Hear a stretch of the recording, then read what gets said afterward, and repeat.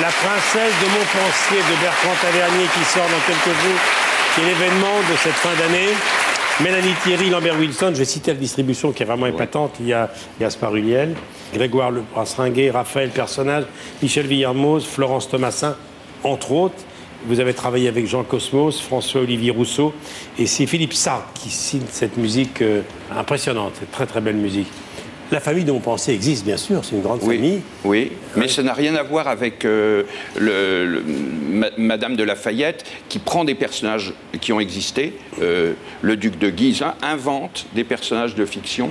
Marie de Montpensier n'a pas existé, le comte de Chabannes n'a pas existé, et elle les mêle, aux personnages réels. Elle invente le roman historique, un peu d'une certaine façon. C'est presque Alexandre Dumas avant la lettre.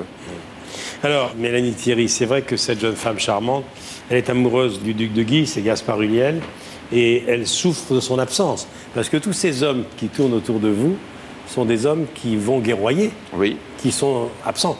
Oui, parce que c'était le moment où la France était complètement ravagée par ces guerres, et les hommes partaient un an et demi, abandonnaient leurs femmes. Eux, ils ne faisaient que la guerre. Oui.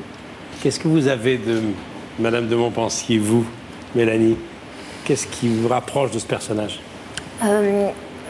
Comme j'ai longtemps été complexée du fait de ne pas être très cultivée j'ai le sentiment comme ça où j'ai toujours sans cesse besoin de m'élever et d'apprendre et d'être curieuse.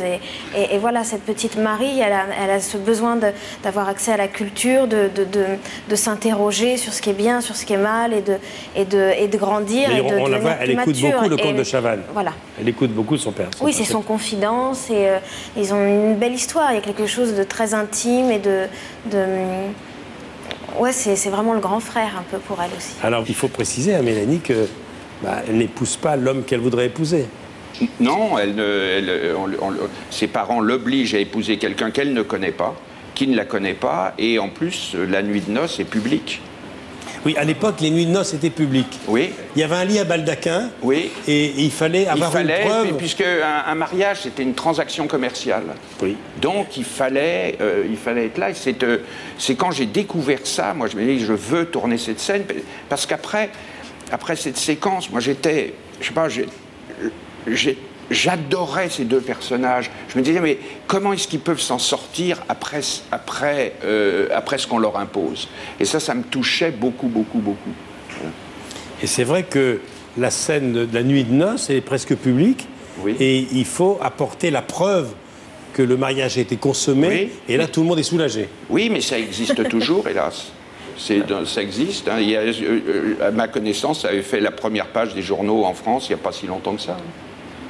C'était une scène amusante ou angoissante à tourner? Amusante, non, ça c'est pas le mot. Non. Mais non, c'est assez redoutable comme scène, c'est toujours désagréable. C'est pas que c'est humiliant, mais de se retrouver à poil comme ça devant autant de personnes, c'est pas ce qu'il y a de plus agréable. Mais à la fois, je préfère tourner ce genre de scène que les scènes d'amour où ça doit aller un peu plus loin. Alors là, c'est détestable pour moi. Mais vous aviez l'œil bienveillant de Bertrand Tavernier. Oui, mais après, c'est un truc. Non, c'est une scène qui s'impose. La pudeur, c'est terrible. Hein. C'est une scène qui s'impose. Ah, c'est une scène qui s'impose. Et puis, elle est super bien filmée, elle est très belle et elle est très dérangeante aussi pour le spectateur. Quoi. Quant à Lambert Wilson, vous avez l'air heureux dans ce rôle. Hein. Mais je crois que je suis heureux parce que je suis sous la direction, je ne sais pas pour faire de la ville flatterie, mais parce que je suis sous la direction de Bertrand. Parce que ce qu'il faut dire dans le travail avec Bertrand, c'est qu'il aime tellement les personnages et il aime tellement les acteurs. Ça se sent, et ce qui fait qu'on est porté, alors on est déjà porté par un texte incroyable qu'il a coécrit avec Jean Cosmos, et ensuite on est dans une jubilation sur le tournage quotidiennement parce que Bertrand lui-même est dans la jubilation, de voir ces personnages, de les entendre dire les répliques, de les voir galoper. C'est extraordinaire de se retrouver. Je lui ai dit d'ailleurs à la projection, à la fin, je lui ai dit, j'ai enfin la chance d'être dans le genre de film dont j'avais toujours rêvé en voulant faire du cinéma. Ah oui. Oui. Bertrand Tavernier, racontez-moi le choix de Mélanie. C'était elle et personne d'autre. Oui, elle est devenue, on a fait des essais, on a essayé d'être très professionnel, donc on a vu plusieurs comédiennes, et petit à petit, elle s'est imposée, elle avait toutes les couleurs du personnage, l'enfance, l'amoureuse, la sensualité, le côté aristocratique, et puis la femme blessée, elle me donnait tout ça, parfois dans la même scène. Et donc ça a été un choix, ça a été évident, et je ne l'ai pas, non seulement je ne l'ai pas regretté, mais vraiment, pour moi, ce tournage, ça a été une jubilation constante. Jubilation. Alors Bertrand Tavernier, c'est bien que vous soyez là, puisque Eddie, c'est votre complice. Oh, parlez-moi d'Eddie. Qu'est-ce que je veux dire? Que je l'adore, que je l'adore comme homme, comme chanteur. Là, j'arrivais, j'ai le disque, hein. Oui. J'ai le dernier, hein. Là, je l'ai pris. Ah oui, là,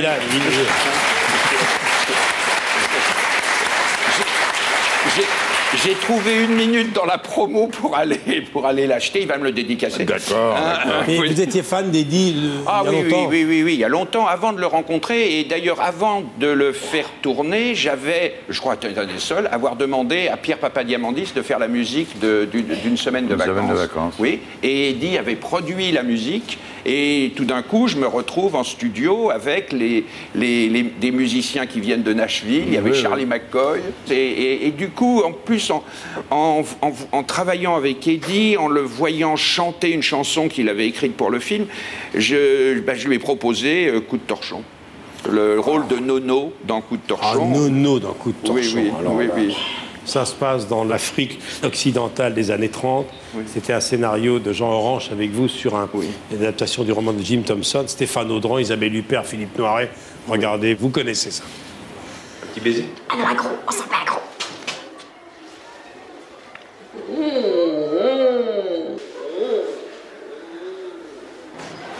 Huguette! Ouais, voilà. Huguette, viens voir. C'est par là que ça se passe. Viens voir. Viens.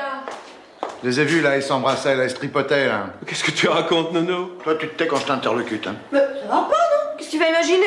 Mais je te dis que je les ai vus, là, dans la glace, ils s'embrassaient, ils se tripotaient, je les ai vus. Mais enfin, t'as pas honte? Qu'est-ce que ça veut dire, ça? Mais enfin, c'est la dernière fois que je console quelqu'un qui a du chagrin, moi, Rose. Enfin, je lui ai simplement dit de poser sa tête sur mon épaule. Puis je lui ai donné des petites tapes dans le dos comme aurait fait n'importe quel type qui aurait un peu de cœur. Ben oui!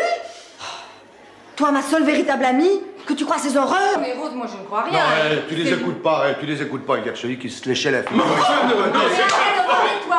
Bon, enfin, moi, je te dis que je les ai vus, là. Arrête! N'empêche que je les ai vus, moi. Ah non? Oh, moi j'ai trop honte, hein. Parce que c'est comme ça, je rentre chez moi.